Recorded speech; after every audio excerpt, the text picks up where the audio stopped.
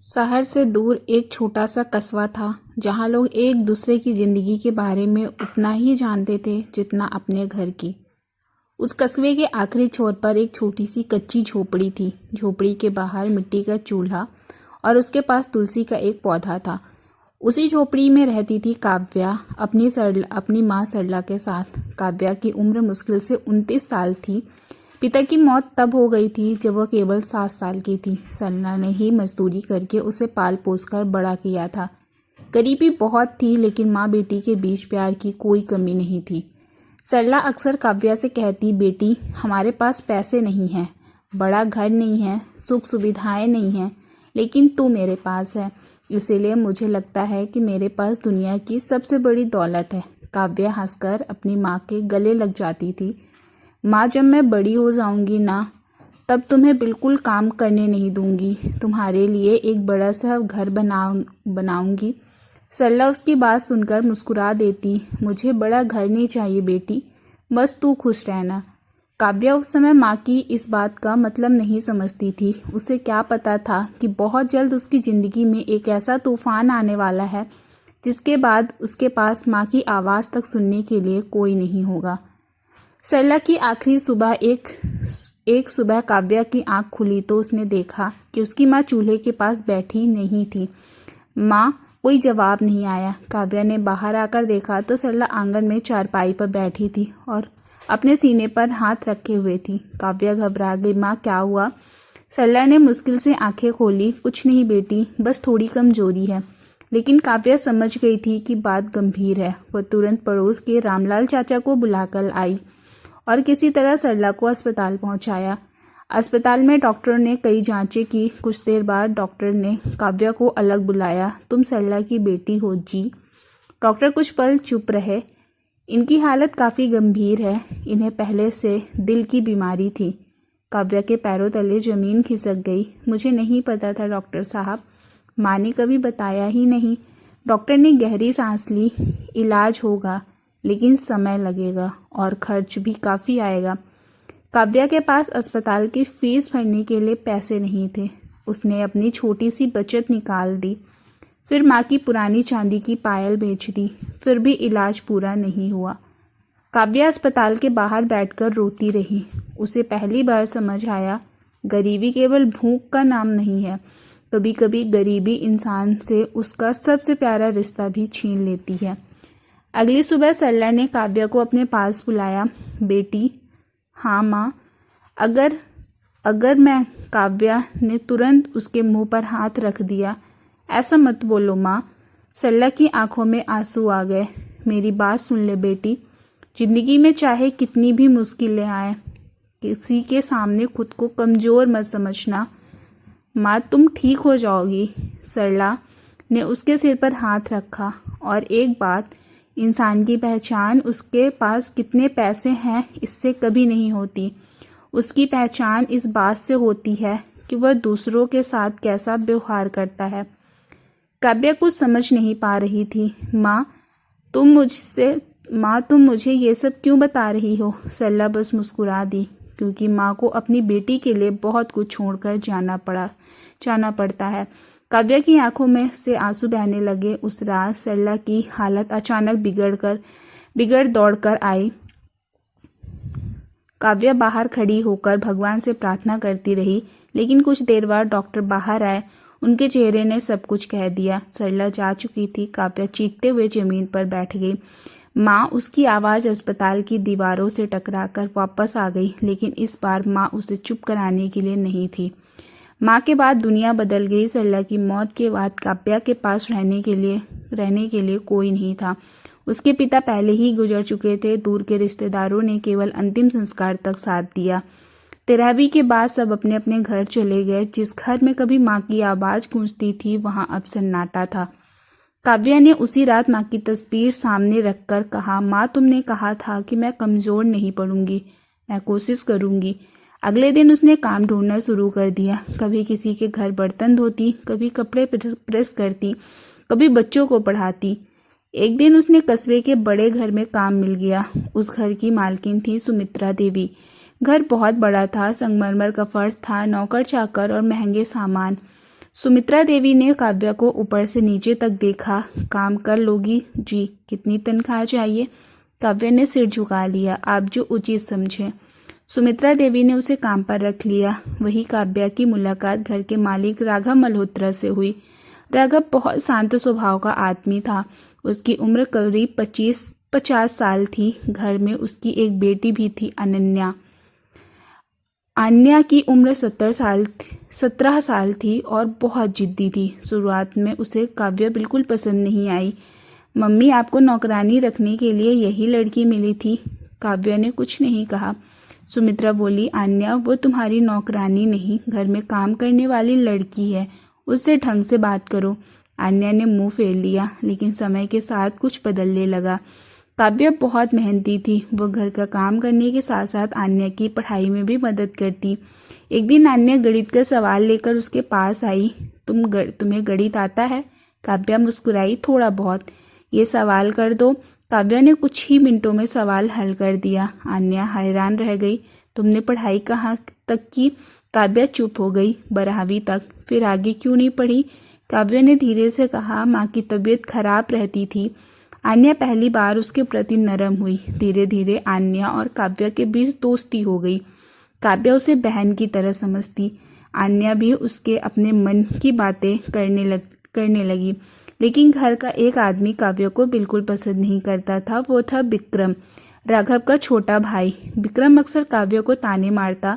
गरीब लोग मौका मिलते ही बड़े घरों में जगह बनाने लगते हैं।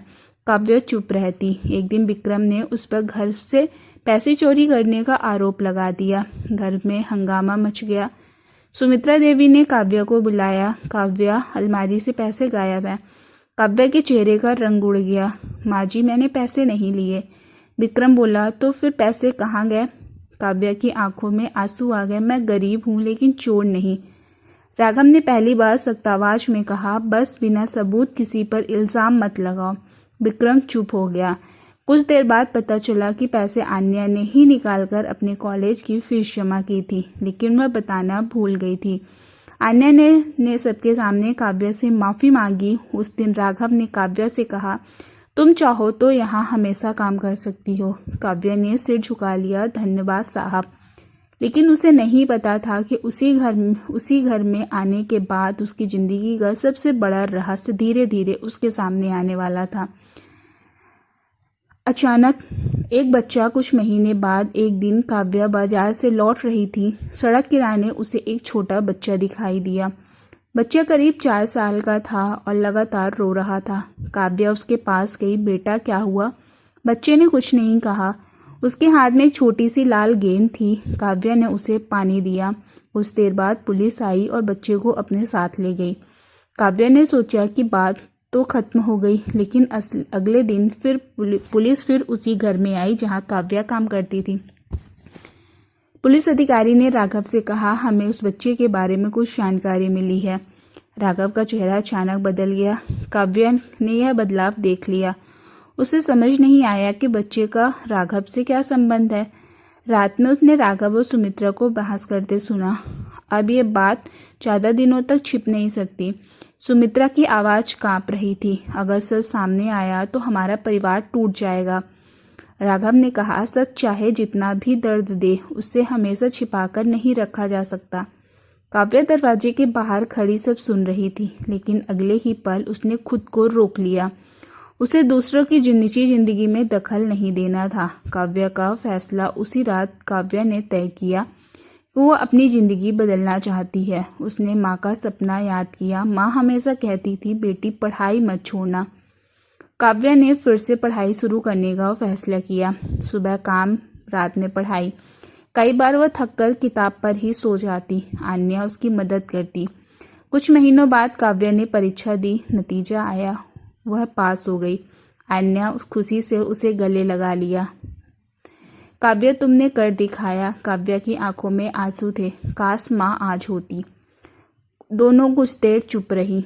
सबसे बड़ा मोड़, एक दिन काव्या को अचानक अस्पताल जाना पड़ा। वहाँ उसकी मुलाकात उसी डॉक्टर से हुई जिसने उसकी माँ का इलाज किया था। डॉक्टर ने उसे पहचान लिया। तुम सरला की बेटी हो ना? जी। डॉक्टर कुछ पल उसे देखते रहे, फिर बोले, तुम्हारी माँ ने मरने से कुछ दिन पहले मुझसे एक बात कही थी। काव्या का दिल जोर से धड़कने लगा। क्या? डॉक्टर ने कहा कि उन्होंने कहा था कि अगर कभी उनकी बेटी अकेली पड़ जाए तो उसे सच जरूर बताना।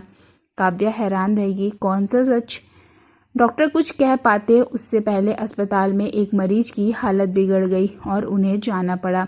काव्या बेचैन हो गई। उसने सोचा कि आखिर माँ उससे क्या छिपा रही थी, लेकिन इस बार वह किसी पुराने सामान या किसी रहस्यमयी कागज की तलाश में नहीं निकली। उसने सीधे उस इंसान को ढूंढने का फैसला किया जो उसकी माँ को सबसे ज़्यादा जानता था। वह था माँ का पुराना सहकर्मी गोपाल चाचा। काव्या उनके पास पहुंची। चाचा, माँ ने मुझसे कुछ छिपाया था क्या? क्या? गोपाल चुप हो गया। काव्या ने उनका हाथ पकड़ लिया। मुझे सच जानना है। गोपाल की आंखों में आंसू आ गए। उन्होंने कहा, बेटी, तेरी माँ ने तुझसे झूठ नहीं बोला था, लेकिन उसने तुझे एक ऐसी सच्चाई से बचा कर रखा जो शायद तेरी जिंदगी बदल देती। काव्या की धड़कन तेज हो गई। क्या सच? गोपाल ने आखिरकार वह बात बताई जिसने काव्या की पूरी दुनिया हिला दी। काव्या को उसके पिता ने नहीं छोड़ा था। उसकी माँ ने उसे यह बताया था कि उसके पिता की मौत हो चुकी है, लेकिन असली बात कुछ और थी। उसका पिता जीवित था।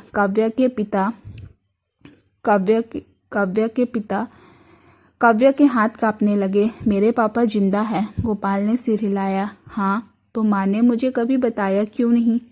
गोपाल ने कहा, क्योंकि तेरे पिता ने तेरी माँ को छोड़ दिया था, लेकिन वजह वो नहीं थी जो तू सोचती रही।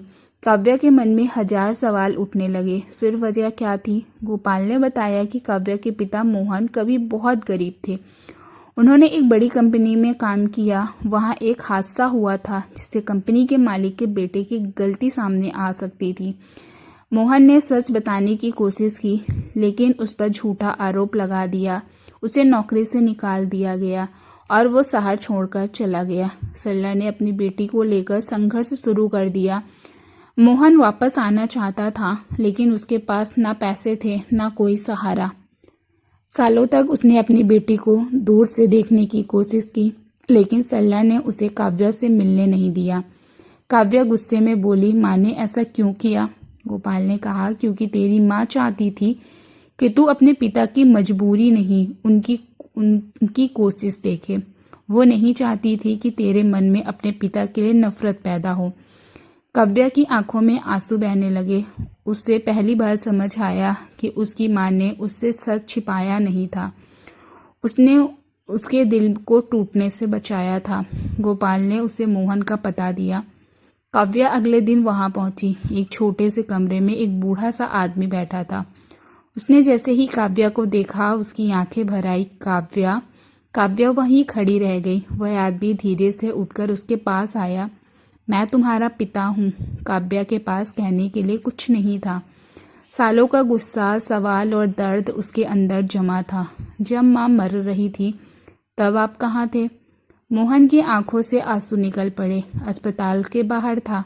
काव्या चौंक गई। क्या?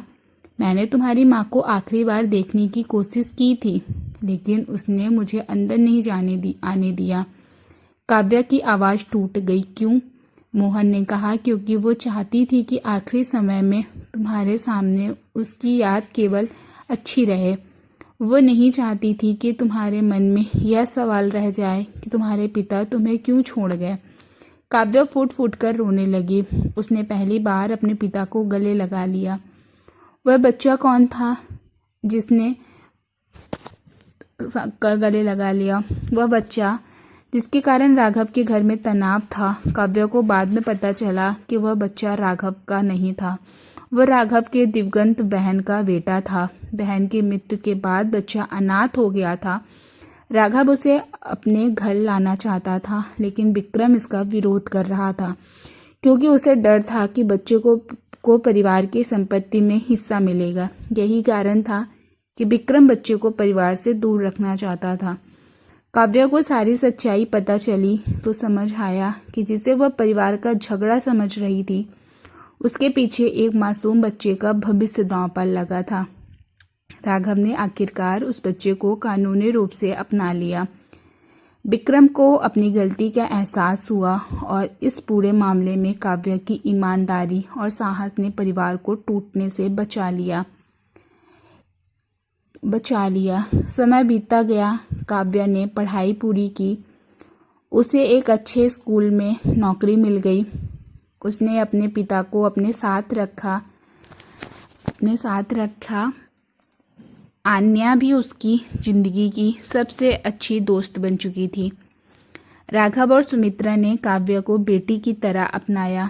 कुछ साल बाद काव्या ने अपनी माँ के नाम पर एक छोटा सा संस्थान शुरू किया। वह गरीब बच्चों को मुफ्त में पढ़ाया जाता था। संस्थान के बाहर एक बोर्ड लगा था, सरला शिक्षा केंद्र।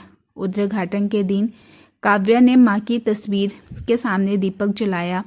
उसकी आंखों में आंसू थे। वह धीरे से बोली, माँ, आपने कहा था ना कि मैं कमज़ोर नहीं पड़ूंगी। देखो माँ, मैं गिरकर भी उठ गई। उसके पीछे खड़े मोहन की आंखें भी नम थी। आन्या ने काव्या का हाथ पकड़ लिया। उस दिन काव्या को महसूस हुआ कि जिंदगी ने उससे उसकी माँ छीन ली थी, लेकिन उसे हमेशा के लिए अकेला नहीं छोड़ा। काव्या ने अपनी ज़िंदगी में बहुत कुछ खोया। माँ का साथ, बचपन की खुशियाँ, गरीबी से लड़ते हुए बिताए साल, लेकिन उसने एक चीज़ कभी नहीं खोई, उम्मीद। उसे लगा था कि अनाथ होने के बाद उसकी ज़िंदगी खत्म हो गई, लेकिन असल में वही दिन उसकी ज़िंदगी की नई शुरुआत थी। जिस लड़की को कभी लोग बेचारी कहते थे, वही आगे चलकर सैकड़ों बच्चों के लिए सहारा बन गई। जिसके पास अपना घर नहीं था, उसने दूसरों के लिए घर जैसा स्कूल बना दिया। जिसने माँ को खोया था, उसने सैकड़ों बच्चों को माँ जैसी ममता दी। और जिस पिता को वो अपना दुश्मन समझती थी, वही उसकी ज़िंदगी में वापस आकर उसका सहारा बन गया। इस कहानी की सबसे बड़ी सीख यही है कि ज़िंदगी में कोई रिश्ता या परिस्थिति हमेशा वैसी नहीं होती जैसी हमें पहले नज़र में दिखाई देती है। कभी कभी जिन लोगों को हम दोषी समझते हैं, उनके पीछे भी मजबूरियां छिपी होती हैं। गरीबी इंसान की कीमत तय नहीं करती और किसी का अनाथ होना उसकी ज़िंदगी का अंत नहीं होता। इंसान अगर हिम्मत, ईमानदारी और मेहनत का साथ ना छोड़े तो अपनी सबसे बड़ी कमजोरी को भी अपनी सबसे बड़ी ताकत बना सकता है। और सबसे ज़रूरी, माँ बाप हमेशा अपने बच्चों को हर सच नहीं बताते, लेकिन कई बार उनकी चुप्पी के पीछे अपने बच्चों को बचाने की सबसे बड़ी कोशिश छिपी होती है।